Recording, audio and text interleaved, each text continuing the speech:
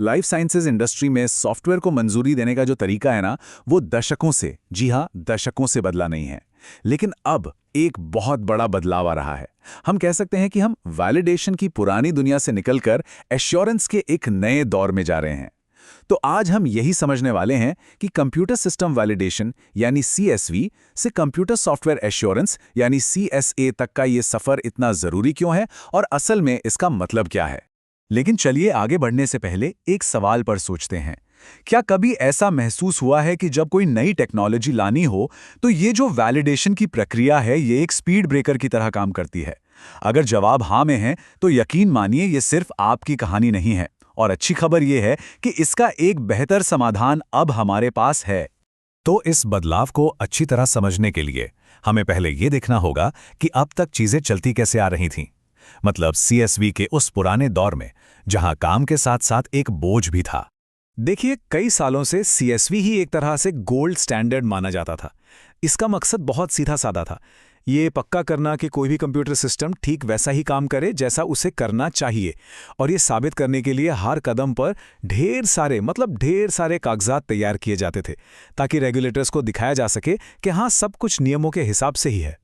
तो सवाल उठता है कि अगर ये इतना मजबूत था तो इसे बदलने की जरूरत ही क्यों पड़ी? क्योंकि इसकी अपनी कुछ बड़ी कमियां थीं। ये प्रक्रिया बहुत धीमी और इनफ्लेक्सिबल थी, मतलब लचीली बिल्कुल नहीं थी। इसकी सबसे बड़ी दिक्कत थी इसका एक ही नियम सब पर वाला रवैया।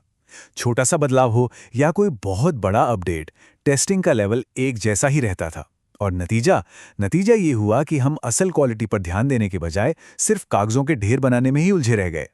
इसको आप ऐसे समझिए, हमारा असली मकसद था क्वालिटी को सुनिश्चित करना, लेकिन हम सबूत इकट्ठा करने के लिए इतने दस्तावेजों का पहाड़ खड़ा कर देते थे कि असली मकसद ही उस पहाड़ के पीछे कहीं छिप जाता था। प्रक्रिया ही लक्ष्य बन गई थी, क्वालिटी नहीं।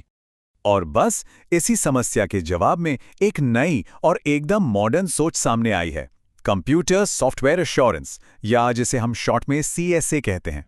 और एक बात साफ कर दूं, ये सिर्फ कोई नया नाम नहीं है, ये काम करने के तरीके में एक बहुत ही बुनियादी बदलाव है। ये इतना महत्वपूर्ण है कि अब तो FDA जैसी बड़ी बड़ी रेगुलेटरी बॉडीज भी कंपनियों को इस रिस्क बेस्ड नजरिए को अपनाने के लिए बढ़ावा दे रही हैं। यहां पर सारा फोकस कागजों पर नहीं, बल्कि मरीज की सुरक्षा और प्रोडक्ट की क्वालिटी पर है। तो आखिर CSA को CSV से अलग क्या बनाता है? इसका जवाब बस एक शब्द में है, जोखिम, यानी कि रिस्क। CSA एक ऐसी क्रांति है जो पूरी तरह से जोखिम की समझ पर आधारित है। और ये फर्क वाकई में बहुत बड़ा है। जरा सोचिए, CSV का तरीका था कि हर चीज को, हर फीचर को एक ही तरह से पूरी ताकत लगाकर टेस्ट करो। वहीं CSA कहता है, रुको, थोड़ा स्मार्ट बनो, अपनी एनर्जी और रिसोर्सेज उन चीजों पर लगाओ जो सबसे ज्यादा मायने रखती हैं, मतलब जहां मरीज की सुरक्षा या प्रोडक्ट की क्वालिटी पर सबसे ज्यादा असर पड़ सकता है। तो ये जोखिम आखिर तय कैसे होता है? जी नहीं, ये कोई अंदाजा नहीं है, बल्कि इसके पीछे एक सोची समझी प्रक्रिया है। सबसे पहले सॉफ्टवेयर और उसके इस्तेमाल को बारीकी से समझा जाता है। फिर ये सोचा जाता है कि क्या क्या गड़बड़ हो सकती है। इसके बाद हम ये देखते हैं कि अगर कुछ गलत हुआ तो वो कितना गंभीर होगा और उसके होने की संभावना कितनी है। और बस इसी आधार पर हर फंक्शन को हाई, मीडियम या लो रिस्क में बांट दिया जाता है। और ये जो रिस्क बेस्ड क्लासिफिकेशन है ना, ये सीधे सीधे हमारी टेस्टिंग की रणनीति तय करता है। जिन हिस्सों में सबसे ज्यादा जोखिम है उनकी बहुत कठोर, बहुत गहरी और स्क्रिप्टेड टेस्टिंग होती है। मीडियम रिस्क वालों के लिए टारगेटेड टेस्टिंग की जाती है, और जहां जोखिम बहुत ही कम है वहां पर सरल अनस्क्रिप्टेड टेस्टिंग से भी काम चल जाता है। मतलब मेहनत वहीं जहां जरूरत सबसे ज्यादा हो।